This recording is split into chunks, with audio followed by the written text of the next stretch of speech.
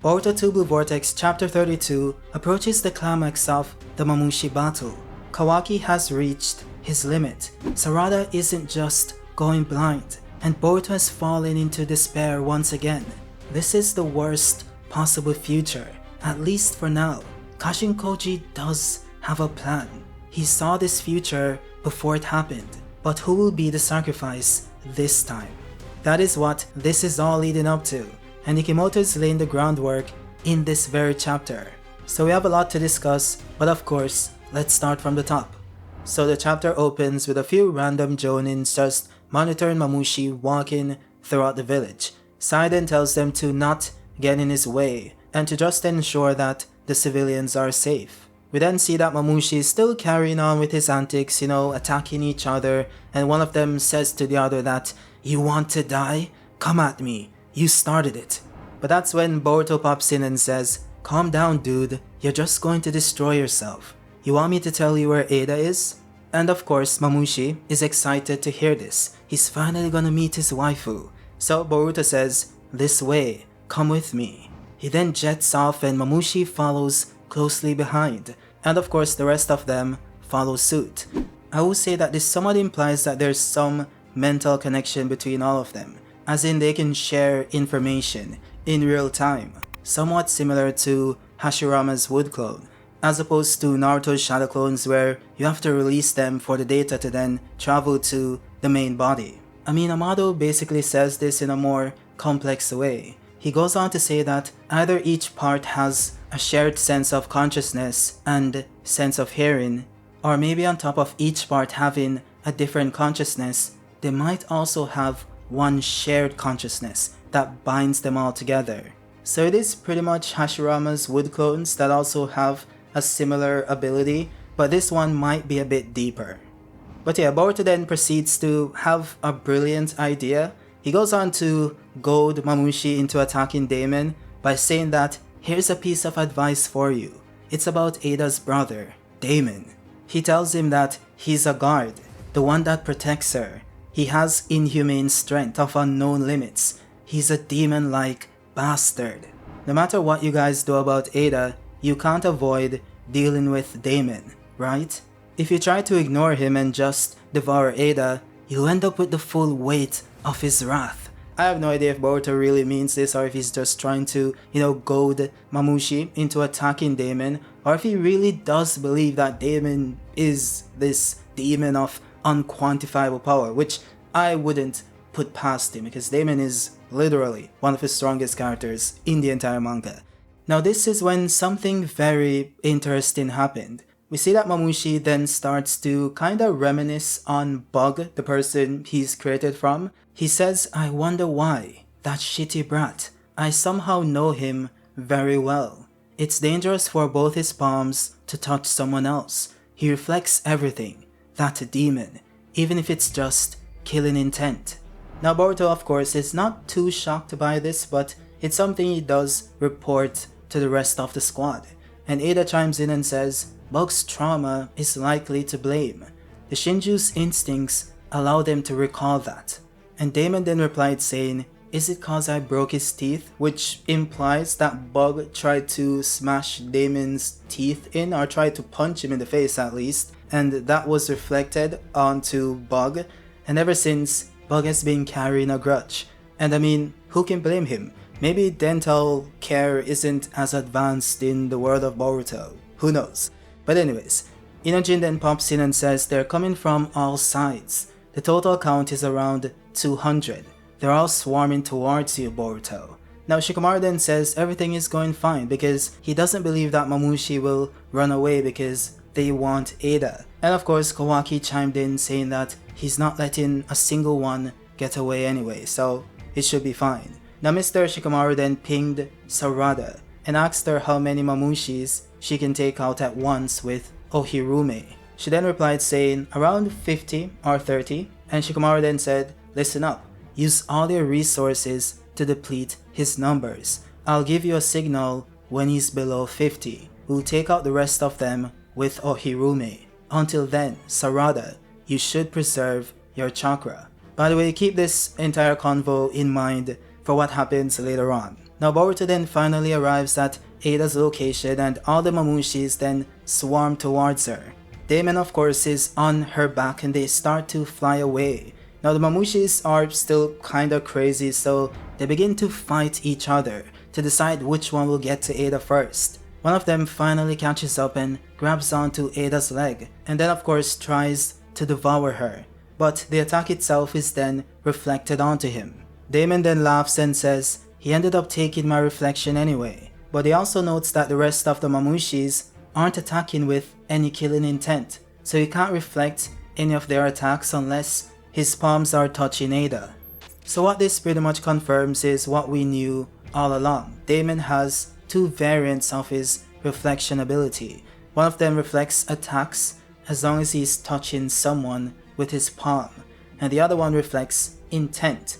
Now the intent also has a criteria that must be met, which hasn't been revealed as yet, and I'm sure we'll see that soon. But Mamushi is able to bypass the intent portion of the ability by simply attacking without murderous intent. So I assume this works for any ability whatsoever. Let's say I have a Rasengan. I can hit Daemon with the Rasengan as long as I don't have murderous intent. Now of course, if I don't have murderous intent, then the Rasengan likely won't be strong enough to kill him, maybe to incapacitate him or knock him out, but in some cases that's all you need. So this, I think, is a massive nerf in a sense, which isn't really a nerf because that's how the ability was explained to function.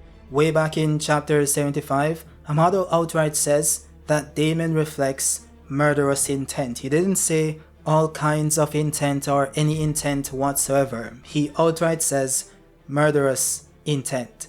And I think this is a good con to the ability because he was a tad bit overpowered before, but now you can see how someone can work around it. To stop Daemon from reflecting all attacks, you simply stop him from touching someone else. And of course, if you're in a 1v1, then that's much easier. And to also stop him from reflecting intent, you can simply decide to not aim murderous intent towards him, and then you can knock him out and maybe the ability doesn't work while he's knocked out and then you can kill him afterwards. So there is a way around it, which is what I love about this reveal per se. Now Ada then notes that Mamushi's flight speed is faster than hers, which is a very interesting power scaling mechanic there to keep in mind, and Daemon decides, okay cool, you can go ahead and fly and I'll take care of them. So he hops off Ada, which by the way means that he's not reflecting anymore because they don't have murderous intent and he also isn't touching anyone. But of course Daemon is Daemon. So he goes on to pretty much demolish the Mamushi clones with one hit. He punches one, that one explodes I guess, and then he goes on to kick through like 4 of them with one swing of his leg. So yeah, Daemon is obviously stronger than Mamushi. Nothing surprising here, nothing to get worked up about because of course we also have Chocho that was one tapping Mamushi. So Daemon fans, I'm not impressed. I've seen it before. I need something better. Okay, we'll see though, we'll see. Oh, and also Daemon then goes on to hold on to the Mamushi clone themselves, and then of course that causes the attacks of the rest of them to reflect onto them. So he's using Mamushi to reflect the attacks of Mamushi onto Mamushi. So yeah, Mamushi is somewhat in a sense attacking himself through himself. It's crazy. Now this part is a bit interesting and maybe it's an oversight or it's something that we should take in mind, but some of the Mamushis then fly past Daemon and try to grab Ada. And what's interesting is that Daemon was able to speed blitz them, so he left from behind them and went in front of them to kill them before they could get to Ada. And why this is interesting, you might ask? Well, we just established that these guys fly faster than Ada, but Daemon was able to run from behind them and intercept the attack before they could get to Ada, which of course implies that Daemon's running speed is faster than Ada's flying speed, and also faster than Mamushi as well, who is faster than Ada. So yeah, some interesting tidbit, doesn't mean much, but I will keep that in mind. Now Daemon is of course having a jolly good time. He goes on to say, "Where's your fighting spirit? Don't you dare think that you can ignore me and get to my sister?" And this then angers Mamushi, who then screams, "Die brat," while charging to attack Daemon. This of course proved very futile since Daemon goes on to reflect the attack since he's hanging on to Ada's face for dear life. Inojin then notes that the 200 Mamushi clones have already been reduced to half, and it hasn't even been a full minute. So what this implies is that Daemon killed over 100 clones in under a minute. So the kid is finally paying his rent. But also I love when Ikimoto does this because a key detail here is that Mamushi starts to get smarter. He starts to notice and calls the rest of the clones dumb and tells them to not let Daemon provoke them. Because of course, now that he's reduced to 100 from the 200 that he was before, he's regained some of his intelligence, so he's noticing stuff that he didn't initially. But all that means nothing since Boruto comes in, slicing and dicing Mamushi as per usual. Mitsuki finally gets some shine after being benched for like 20 years or something, I don't know. But he's still spamming the same sneak attack since part 1, and Kawaki comes in and finishes off some of the Mamushi clones using his Karma Blast as per usual. We also have Himawari, using punches and kicks. No Biju bombs this time because, she's a bit cautious, or maybe a bit afraid. She did get scolded before. I would say that a Biju bomb would be very useful in this case since they're not inside the village, they're on the outskirts. And, they're trying to get rid of multiple Mamushis at the same time, and I think a Biju Bomb would be very useful in that scenario, but, we'll see what happens in the next chapter, because I think that is the route to go. The best route, at least. Now, Mr. Inojin then notes that they're now at 50, and Shikamaru tells Sarada to go. Use your power. She then activates the Mangekyo Sharingan and manifests the spheres of Ohirumi, or whatever you guys want to call them. She then begins to attract multiple Mamushis into the sphere to kill them, and the predictable happens. She starts to faint. She's losing consciousness. She's bleeding. She starts to fall from the sky. Boruto sees this and flies over to catch her, and he starts to panic, shouting her name, "Sarada! Sarada, wake up!" Kawaki and Shikamaru then questions what's going on, and Boruto tells them that Sarada blacked out. We then see that Mamushi has started to divide again. He's created more clones, and they even note that he has over 1,000 active on the battlefield. Shikamaru then said that he heard that the chakra drain was huge, but Delta, other than just now, did Sarada use her Mangekyo today? Delta then said she did use it, just once. Now that you mention it, she did have a little faint. So it does seem as if Shikamaru's entire plan B was to have Sarada use Ohirume, which also explains why he kinda benched Sarada the entire time, and every time she wanted to hop in he told her to wait. He was trying to conserve her chakra for this moment. Well, of course, Sarada then went and used the ability on the random Mamushis because she wanted to protect the civilians. So, it is what it is. So Sarada is off the board. And what's also crazy is that Kawaki then tries to attack Mamushi with his Karma Seal, and then he begins to overheat, which is something I thought he no longer did. Being 100% Otsutsuki and all, but apparently not. He does overheat, and he falls to the ground in pain, like he usually does when this happens. And to be honest, I don't know, man, I feel like Ikimoto has some hatred towards Kawaki. It kinda reminds me of how Gege says that he doesn't really like Gojo and everyone believes that, when I think the person he really doesn't like is Megumi. Like, this dude barely gets any W's, no aura, one mention in the sequel, and he disrespects the guy any chance he gets. And it's kinda something similar here, because every time Ikimoto gets Kawaki in a fight, he finds some way to get him face down, ass up, without fail. I don't know why.